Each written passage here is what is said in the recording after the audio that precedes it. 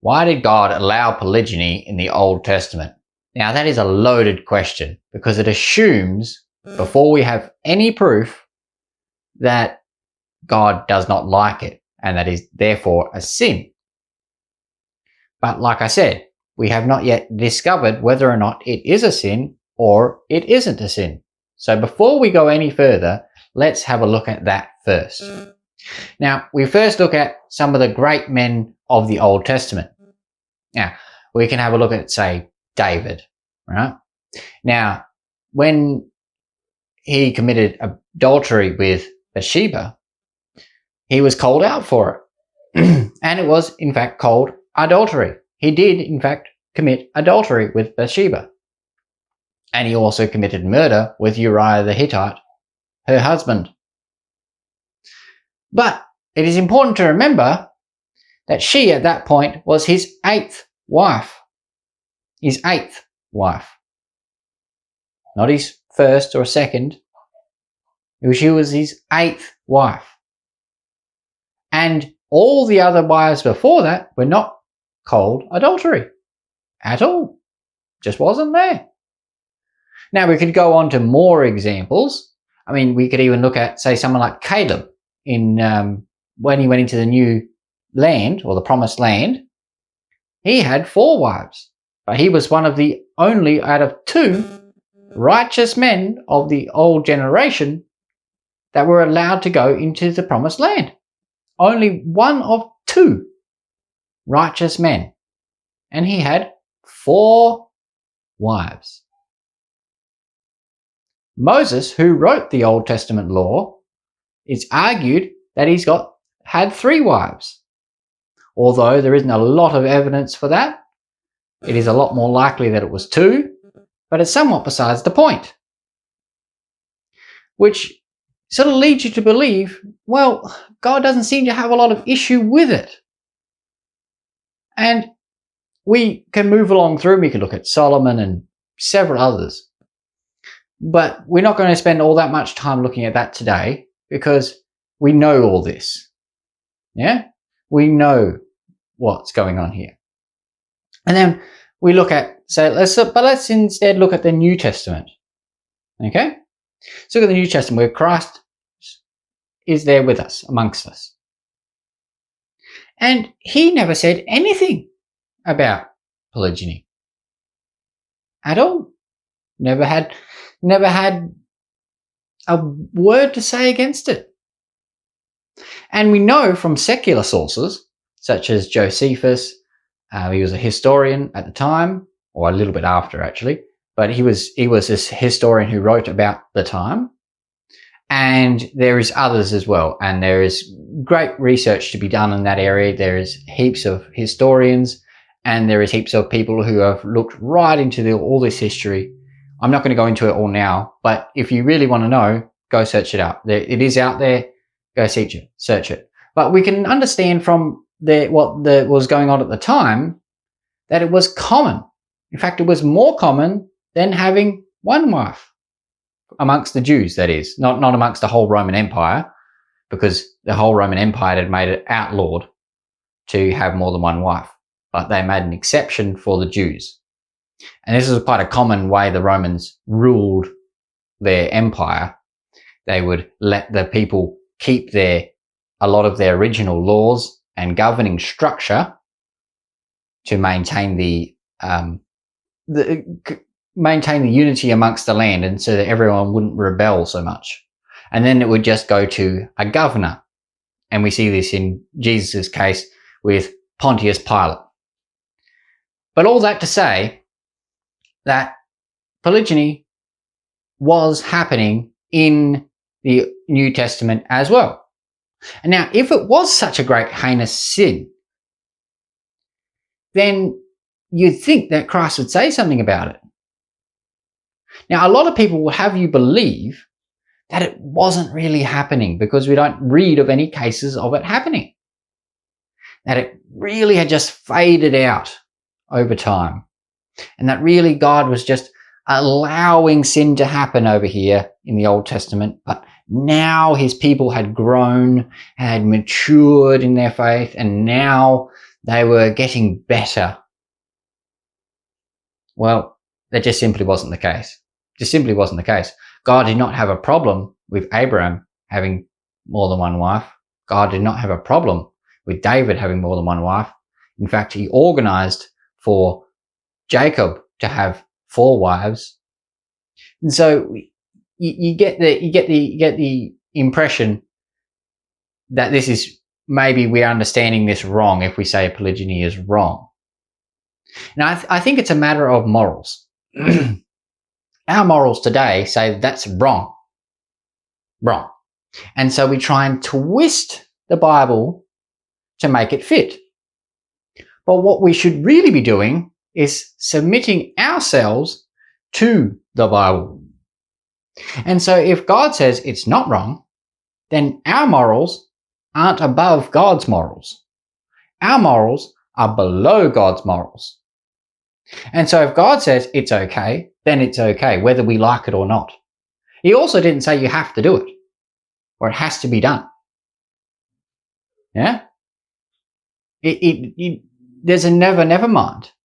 You don't need to get married, and you don't need to have, if you are married, you don't need to have more than one.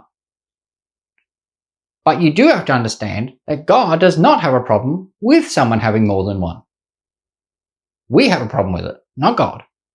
It's a man-made thing, not God. And so if we want to say that God said it, that is a lie. And we all know who the father of lies is.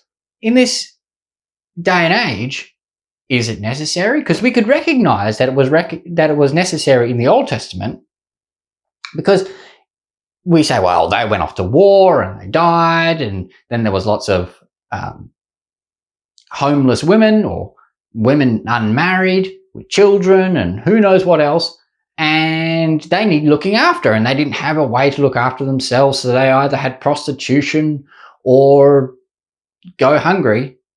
And so it was necessary, we say, for them. But not for us today, because women can go out and work today. Well, really? We don't have prostitution today? Really? We don't have hunger today? We don't have any needs that a husband or wife needs outside of being a husband and a wife. You remember that God created sex.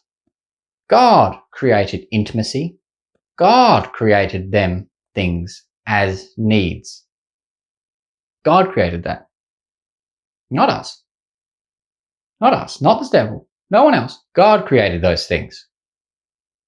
And the reason I say this is because in the churches today, what we say to our young ladies who do not get married or cannot find anybody to get married to is we say, pray to God, and He will hear you. He will bless you, and He will find the right one for you. And if He doesn't, that was clearly His plan for your life. Now, it might have been. It might have been. But that is not a very loving way to look at it, is it? In fact, there's texts in the Bible that speak about doing this very thing.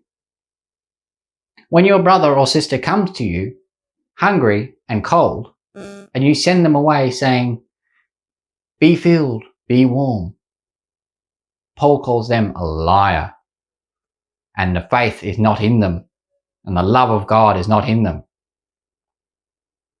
And the continuation of that, which you can read about in James, is that faith is dead within you. Your faith is dead and useless. If you cannot love your brother here on earth, and you can say sister as well to that, if you cannot love the people around you here on earth, then your whole faith is dead. Dead and worthless. Absolutely worthless. Now, that's very harsh to hear, but your faith is worthless if you cannot love those around you.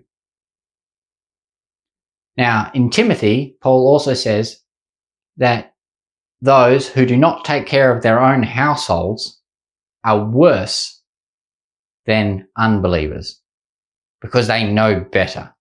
They know better. But we today just don't care. Don't care. And that is a really big problem, because when we don't care, we are by essence saying to these young ladies that we don't care about you. Your happiness, your needs are not important to me at all. We don't care. And so what you're saying to these women is that quickly rush in, get the best one you can. And they do. And then some women get a good man. Less women get an average man who's sitting down at the bar every Friday night, or taking drugs, or just loose as a goose. And then you have the rest of the women that have nobody. No one. Unless they leave the church. And no, I've seen this. I've seen this in my congregation. I've seen this time and time again, where women, women crave having children. Well, most of them do anyway, by and large. Women crave having children, and they crave a family. And so while they're craving this family, the pressure is mounting, especially as they go through their 20s. Pressure is mounting because the clock is ticking. Now, I'm not saying that every woman must have children, and I'm not saying that every woman must be married. Don't misquote me here. But if they have a desire to marry, there should be eligible men to marry. But there isn't. There isn't eligible men for these women to marry. So what do? What do they do? Well, most of them find marriage outside the church and become unequally yoked. And most of them are led astray. So if you're comfortable saying to yourself that that you don't care about these young ladies, you don't care, and you just couldn't care less where they go, where they end up, what happens to them, you couldn't care less, then I hope God has mercy on you.